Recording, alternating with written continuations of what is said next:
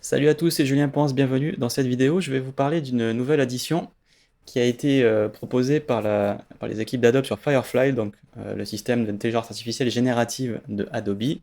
On a maintenant un système de structure qui permet d'influencer la composition de l'image. On avait déjà quelque chose pour le style, donc que vous retrouvez dans l'interface ici en bas. Maintenant, on a, vous le voyez, structure. Donc là, j'ai tapé, un prompt où j'ai dit de générer une voiture de rallye dans un hangar éclairé par des néons rouges. J'ai fait le prompt en anglais parce que j'ai plutôt l'habitude de faire ça. Alors on peut voir que voilà, la voiture de rallye, c'est peut-être pas ça, mais pour le reste, quand même, ça fonctionne très bien. Par contre, j'ai cette photo donc d'une Formule 1 prise dans le hangar. Donc ça fait partie des photos officielles de la com de Mercedes de l'an dernier, je crois, en l'occurrence, pour l'équipe de F1. Et j'aurais envie qu'elle me génère un truc plutôt comme ça, c'est-à-dire en gros avec cette perspective, avec le hangar éclairé de cette façon. Donc en gros de lui donner vraiment la composition. Donc si on retourne et qu'on va dans charger une image, on va lui indiquer, hop, cette image. On va lui laisser faire avec la même prompt sa petite popote et vous allez voir que on va pouvoir lui dire à quelle force en fait on lui demande de générer. On voit que ici on a la référence structurelle qui est activée. Donc on va lui demander de générer. Donc on a le même prompt et vous voyez que ça ne génère pas du tout la même image, qu'on est beaucoup plus influencé par la structure de l'image qu'on a donnée en exemple. On a évidemment une galerie aussi qui est proposée par Adobe, mais bon, évidemment, c'est plutôt intéressant d'amener vos propres images.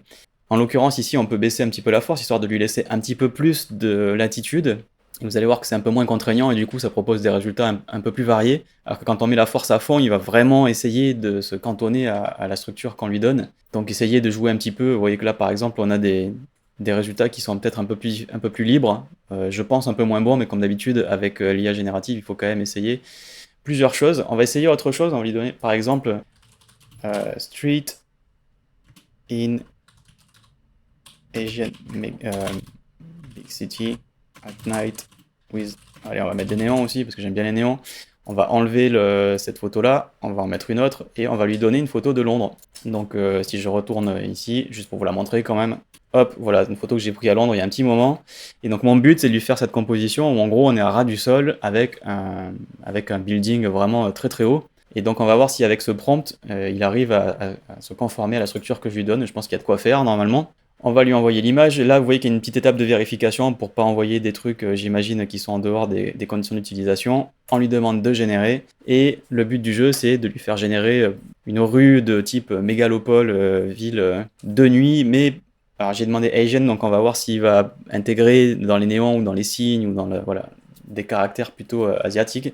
Et en l'occurrence, regardez par exemple celle-ci, il a compris qu'il y avait une voiture qui passait, il a compris qu'il y avait un bâtiment qui était pris en contre-plongée.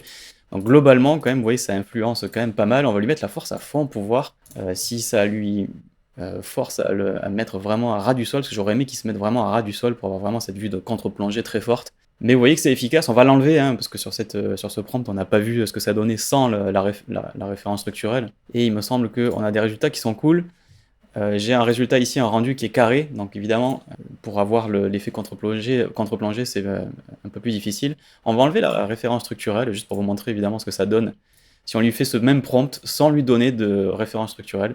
Et vous allez voir qu'évidemment le résultat est complètement différent, parce qu'il va être beaucoup plus libre pour imaginer ce qu'est une ville, une grande ville asiatique de nuit avec des néons. Vous voyez, voilà, c'est pas du tout la même chose, donc c'est quand même efficace hein, quand on lui donne une photo de structure et qu'on lui demande de se conformer à la composition, à l'angle, au placement des éléments principaux, ben, ça fonctionne bien.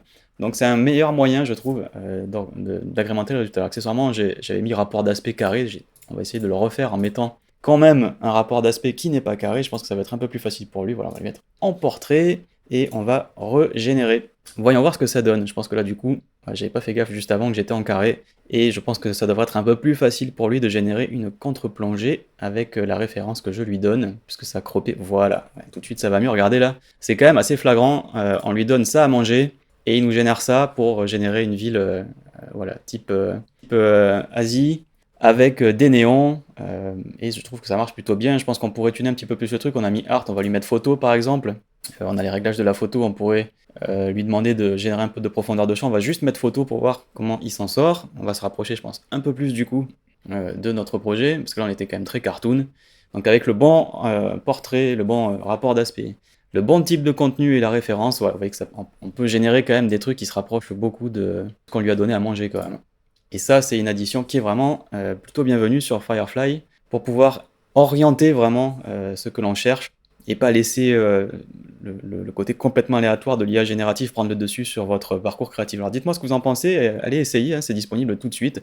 J'attends vos commentaires. N'hésitez pas aussi, si vous regardez cette vidéo sur tuto.com, à montrer ce que vous avez obtenu dans le salon d'entraide pour qu'on puisse voir ça tous ensemble et en discuter. Merci beaucoup de m'avoir suivi, je vous donne rendez-vous très bientôt pour de nouvelles vidéos sur l'IA générative avec Firefly.